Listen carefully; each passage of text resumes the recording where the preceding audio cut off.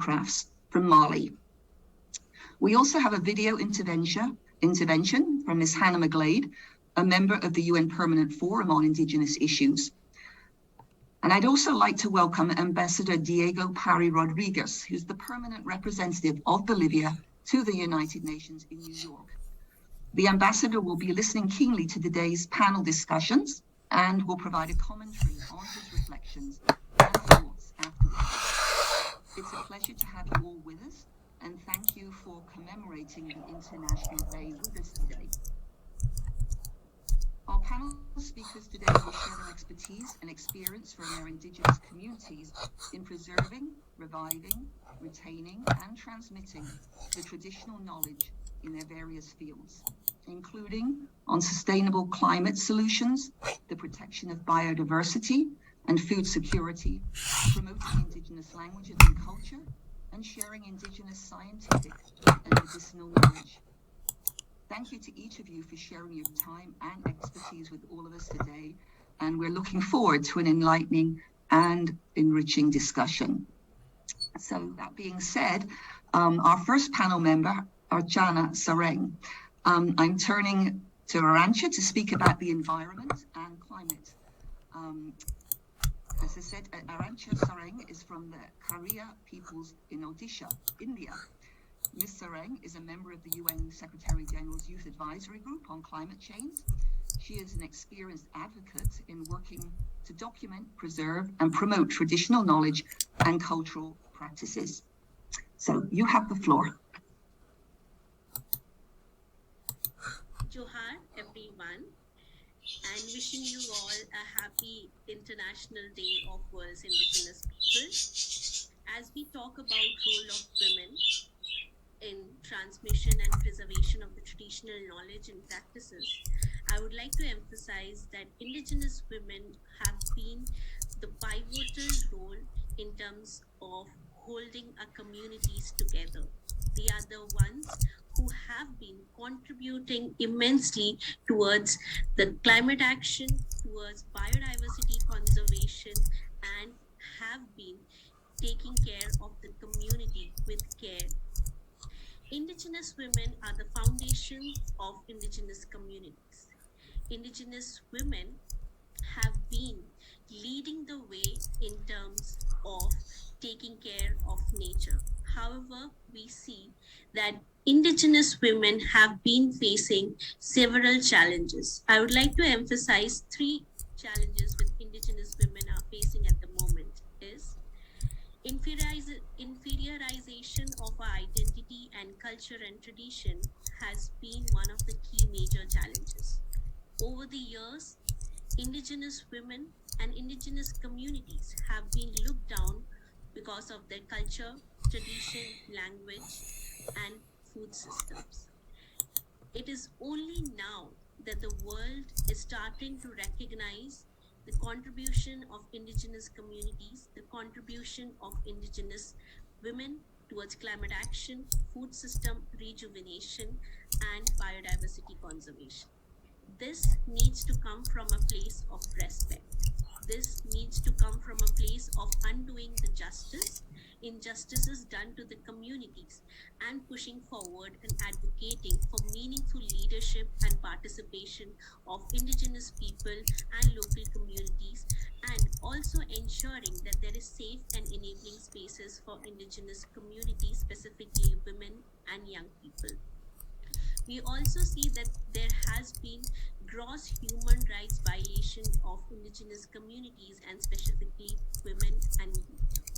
I remember the Indigenous ancestors, women and youth who have lost their life in advocating for our rights, identity, culture, tradition, language, and food systems. The marginalization of Indigenous communities and Indigenous worldview needs to stop. We need to respect Indigenous people, their traditional knowledge and practices and worldview. For us, Indigenous communities, nature is a source of identity, culture, tradition, and language, unlike other communities who see nature as a commercial commodity.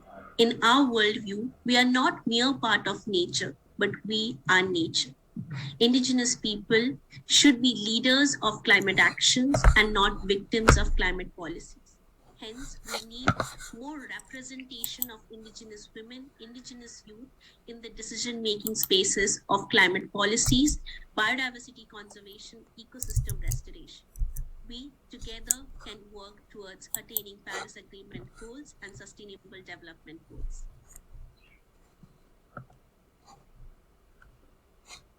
Thank you very much for outlining those challenges that you're seeing as a member of the SG's Youth Advisory Group on climate change. And just I'd like to ask you a follow-up question. Could you identify how Indigenous traditional knowledge has contributed to climate change solutions and has been passed on to younger generations? Thank you. Indigenous knowledge, Indigenous communities' traditional knowledge and practices plays a pivotal role in terms of climate action, biodiversity conservation, and ecosystem restoration. Indigenous communities, through the worldview, have a very intrinsic relationship with nature. Indigenous communities, through the governance institutions, have been contributing and protecting the nature and the forest and the land. Indigenous communities, through the eco-friendly practices, have been contributing. I would like to emphasize when we are talking about plastic pollution, Indigenous communities have been practicing alternatives to it, such as making leaf plates instead of plastic cutleries, which can be a solution towards plastic crisis or plastic pollution. Indigenous communities have community-led forest protection practices, water rejuvenation practices, and also have eco-friendly practices in terms of the organic farming, sustainable agriculture, sustainable and organic food practices. These have been contributing towards ecosystem restoration and climate action. Moreover, I feel Indigenous communities' worldview, Indigenous communities' traditional knowledge and practices have been transmitted to the upcoming generation through language. And that's why it's really critical to preserve Indigenous language. And Indigenous women are holders and keepers of these traditional knowledge and these languages. And it is really important to understand that Indigenous knowledge or Indigenous language are intertwined. Indigenous language is also holders of Indigenous knowledge. And that's why I feel it's really important to understand that our culture, tradition, history, and languages is also embedded in our language, which is also embedded in our stories, songs, folklores, and that's why I feel it's really critical to support Indigenous peoples' preservation of their traditional knowledge and practices, and most importantly, it's very important to recognize the rights of Indigenous people over the land, forest, and territories, because failing to have this leads to loss of their identity, culture, tradition, and language, and they are pushed towards migration, and also there has been immense evidences of displacement because of loss of their displacement, which has led to loss of the traditional knowledge and practices. So it's a vicious circle of recognizing and respecting and promoting the traditional knowledge and practices of Indigenous communities, their rights, and working towards climate action and ecosystem restoration. Thank you very much, Archana, for this really interesting intervention, and good luck in your work on the SG's Youth Advisory Group, which is really important. We're so happy that there's an Indigenous representative on that panel. So thank you. I'd now like to move to our next panel member, who will look at Indigenous languages. Ms. Aili Keskitahalo is served as the president of the Sami Parliament for 3 terms between 2005 and 2021. She served as the co-chair of the steering committee of the organization of the International Year of Indigenous Languages in 2019, and continues to play an instrumental role in the International Decade on Indigenous Languages, which was launched this year and will run through 2032. and he posed a question to her, which was that in preparing for the International Decade on Indigenous Languages, could you explain why Indigenous languages are so important in transmitting and ensuring the vitality of Indigenous cultures and knowledge and values? Ali, over to you. Whatever Ivy, good day. It is important to understand that the Indigenous peoples' languages are not only a question of communication. Our mother tongues are intertwined with identity, cultural heritage, and our sense of belonging to a community, to a landscape, and to a people. Our languages are archives that document our knowledge. Our languages are vessels that carry our values.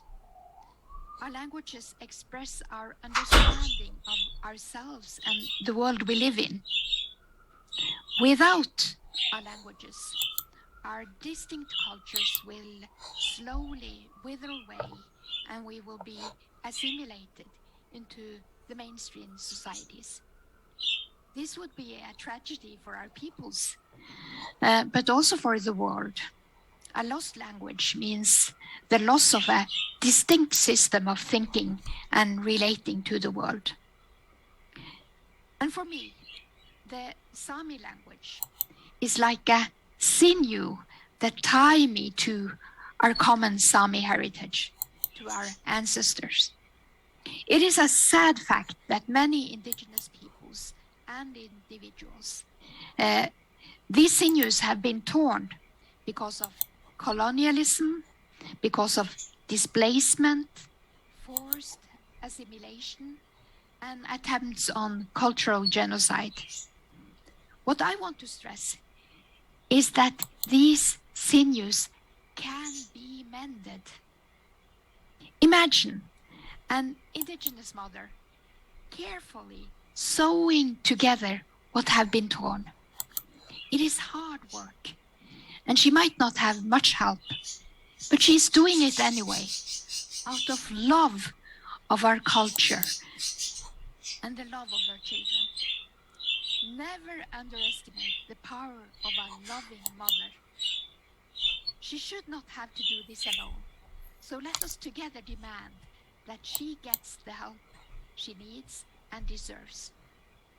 And this is why the International Decade of Indigenous Languages represents such a great opportunity to raise awareness of the need for support for Indigenous languages. Indigenous peoples' languages need supportive legislation, supportive policies and resources, because the pressures on our languages are immense.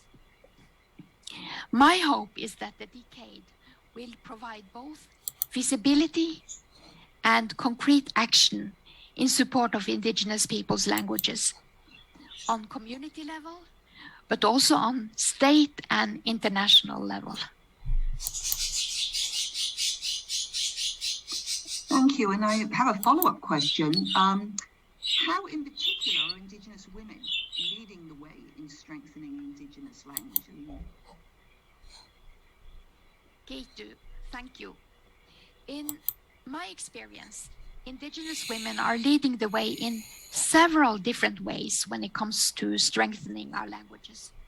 In grassroots activities in our communities, as language activists on social media, in academia as language scholars, as teachers, as artists, and cultural influencers, as providers of public services, as elders and protectors of Indigenous knowledge, and as policymakers on different levels. This is true in the Sami communities, but I have both visited and shared experiences with other Indigenous women, and it seems to me that we Indigenous women take upon us a great responsibility in safeguarding our languages.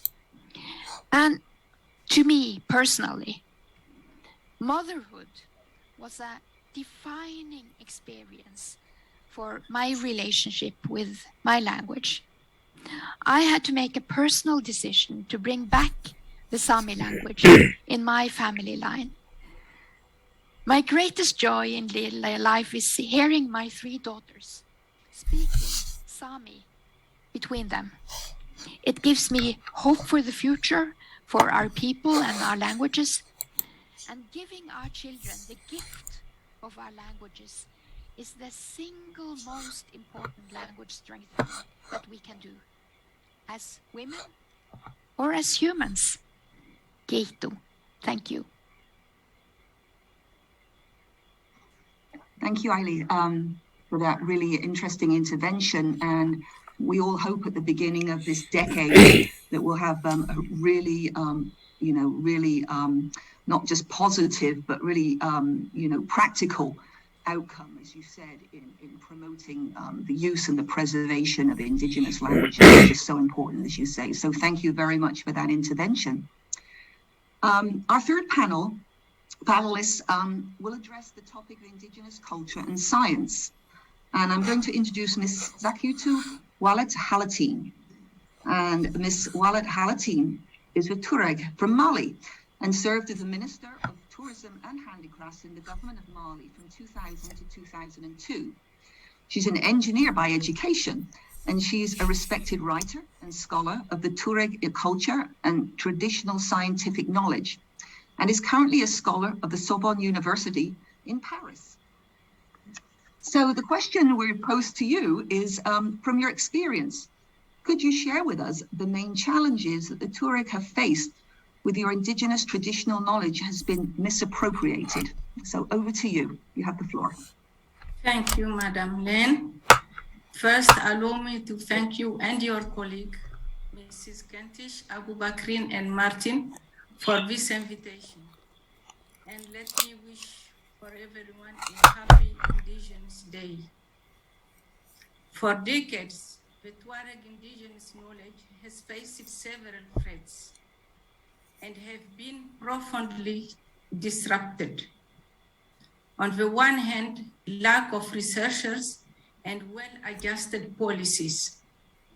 On the other hand, severe droughts, violent armed conflicts resulting in numerous deaths, insecurity, poverty, and forced migrations.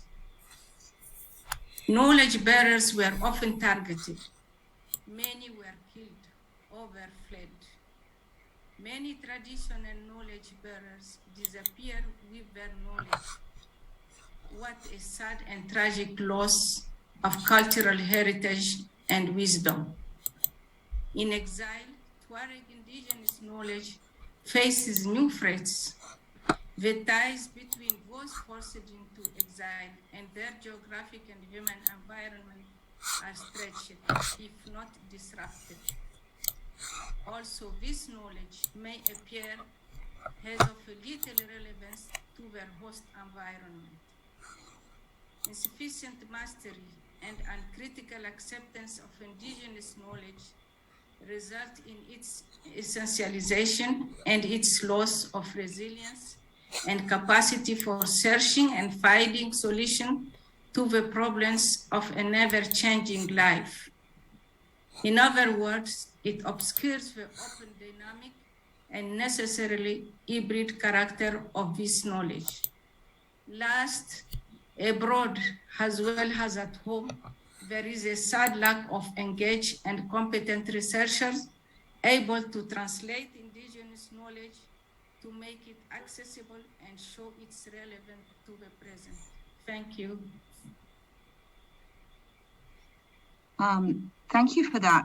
I had a follow-up question, which is, what would you recommend to multi-stakeholders who wish to meaningfully engage and partner with Indigenous peoples on the use of traditional medicine? Thank you, Madam Len. I recommend supporting process restoring peace and security, livelihoods and social capital in areas where Indigenous people are struggling to survive. Specifically, I recommend promoting Indigenous knowledge not only has a cultural heritage, but also has a collective wisdom and capacity for searching solutions and a means of empowerment. This would include protection of traditional knowledge and its bearers in city as well in extreme conditions such as displacement, exile, and war. I recommend a competent cultural translation of indigenous traditional medicine knowledge, showing not only recipes, but the whole philosophy behind this knowledge, beliefs, myths, and so on. I recommend empowering bearers of this knowledge. I recommend also promoting exchanges between indigenous knowledge bearers and others to ensure the sharing of knowledge and the resilience of indigenous knowledge. In this spirit, I worked on 8 publications between 213 and 222. 3 books were on a special request of 2 well-known members of an important Tuareg community in the Tombouctou region in northern Mali. Father first, a woman, traditional therapist, introduced more than 130 diseases and corresponding traditional therapeutic solutions, including 47 rituals and 118 materials such as trees, plants, mineral, and animal products, of which 70% find no corresponding in consulted literature. Fadi also recalled in his book samples of effective, sustainable land management tied to the climate, the protection of biodiversity, use of natural resources, and the guarantee of food security.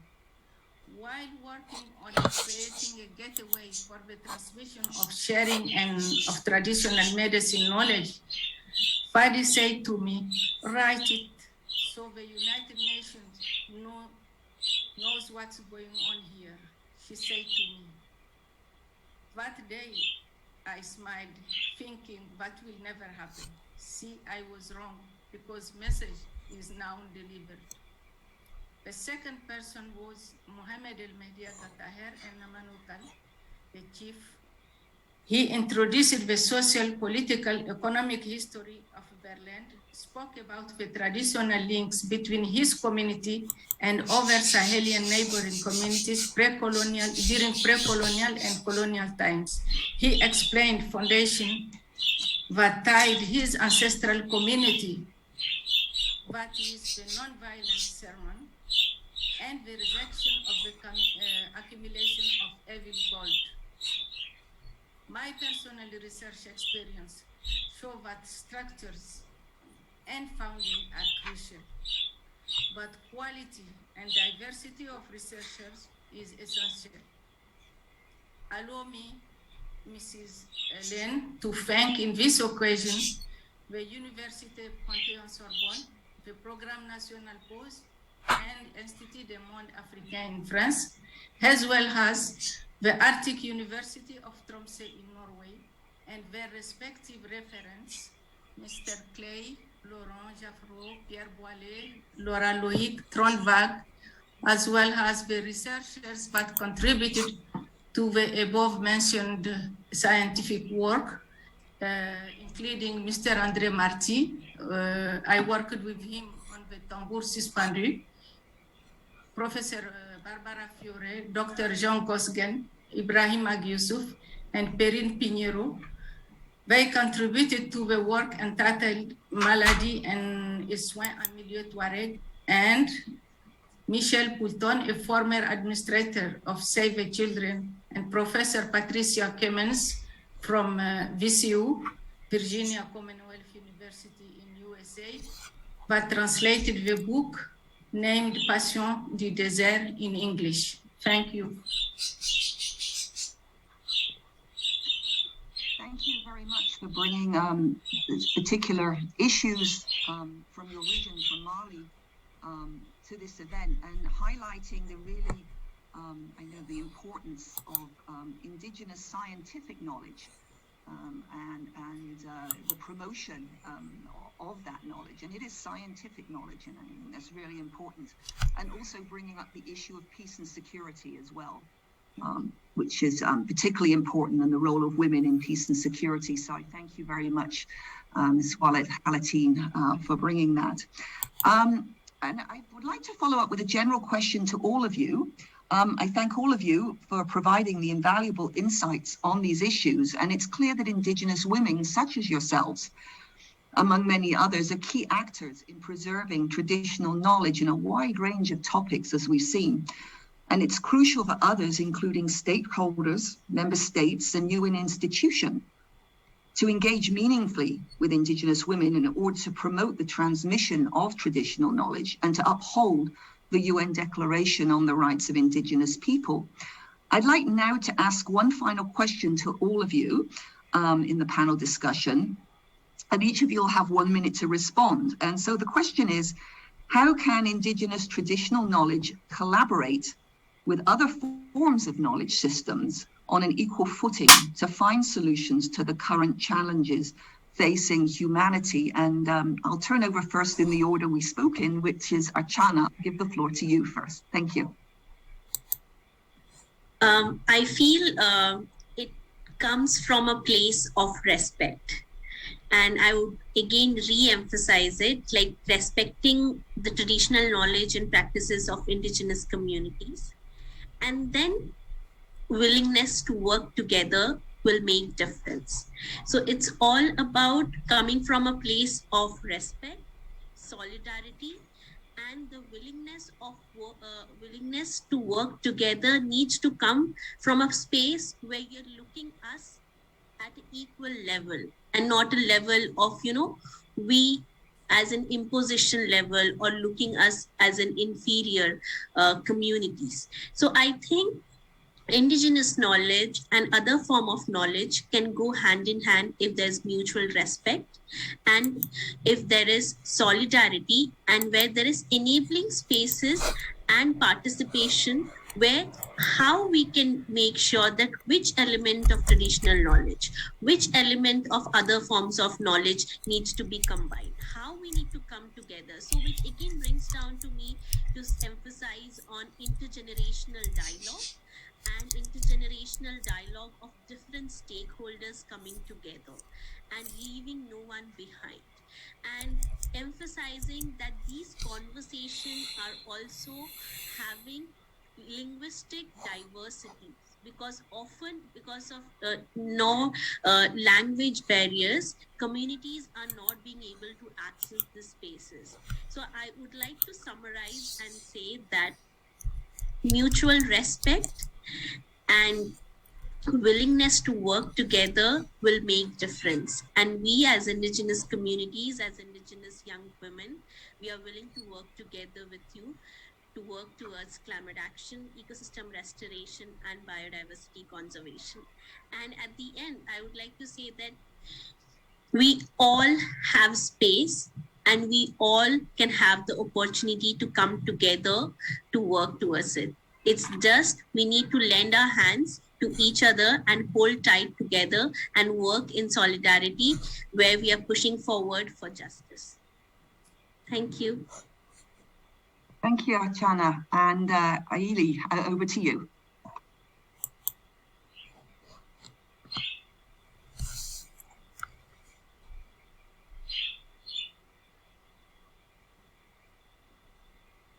I think you're on mute, Aili. Thank you.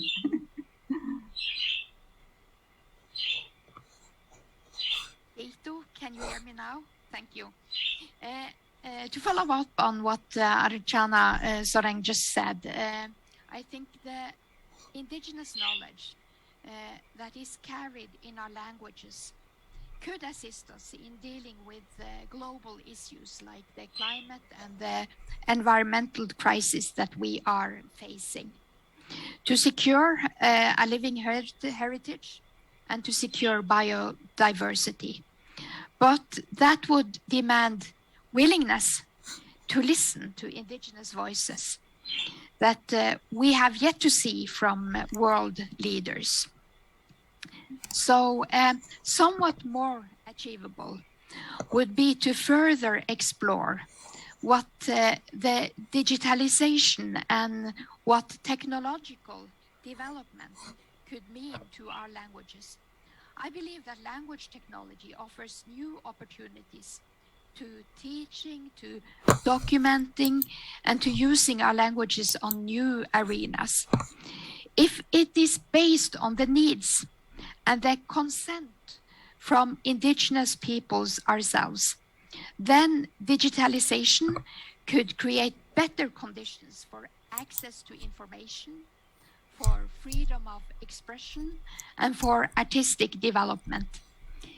Indigenous peoples have the same need for and the same right to digital empowerment as the rest of the world. And who knows,